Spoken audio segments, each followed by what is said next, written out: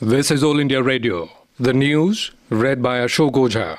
Finance Minister P. Chidambaram has ruled out any amnesty for income tax defaulters on the lines of amnesty given to service tax defaulters announced in the budget. In an interview to PTI, he said huge amount of data is being mined and notices have been issued to 35,000 people. Another 35,000 notices are being issued next week. He hoped that more and more people would declare their true income. Mr. Chidambaram said the Central Processing Centre at Ghaziabad will track every single TDS deduction to find out whether the money has been remitted to the government and TDS certificates issued to the deductee. Mr. Chidambaram said that the purpose of offering one-time amnesty to service tax evaders is the huge gap of 10 lakh registered assessees. But they will have to pay the tax not only for the current year, but for 5 years to avoid penalty. He said the number of 42,800 people of relatively affluent class in the country was deliberately used to shock the nation about such a low number. He reiterated that the 10% surcharge levied on them would be only for 1 year. Mr. Chidambaram said he believes in stable tax rate, non-adversarial tax administration and a fair and just dispute resolution mechanism. The Finance Minister said that if the RBI cuts rate, it will help the economy to grow at a higher rate of 6.5% in the next fiscal. He announced that the first all-women bank will start operating from November this year through 6 branches spread across the country. Mr. Chidambaram hoped that the insurance and pension bill would be passed in the current budget session of the Parliament and the BJP would back the legislations.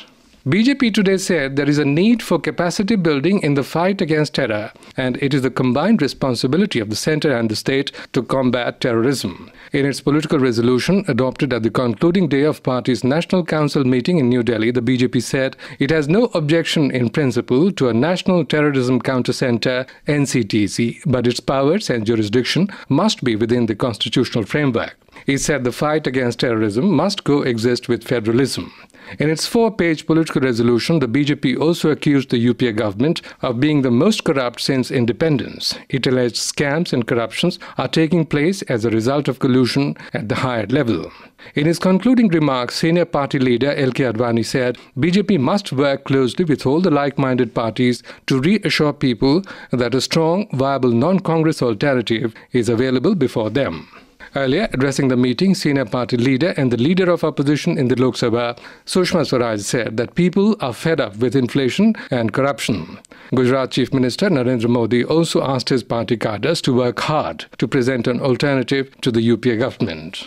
The President, Mr. Pranab Mukherjee, arrived in Dhaka today on a 3-day state visit to Bangladesh. He was received at the airport by Bangladesh President Mohammad Zillur Rahman and was accorded a ceremonial reception. Our correspondent reports this is his first visit abroad since his assumption of office 7 months ago.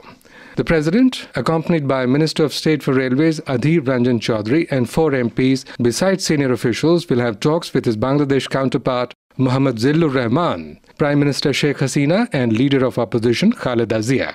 President Mukherjee will receive the Bangladesh Liberation War Honour Award for his contribution to the independence struggle of that country in 1971.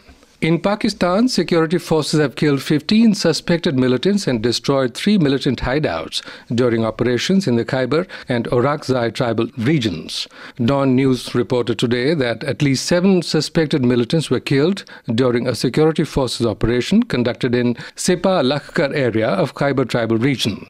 Military jets bombarded several targets in Mamuzai area of Orakzai tribal region's Tera Valley, destroying 3 suspected hideouts.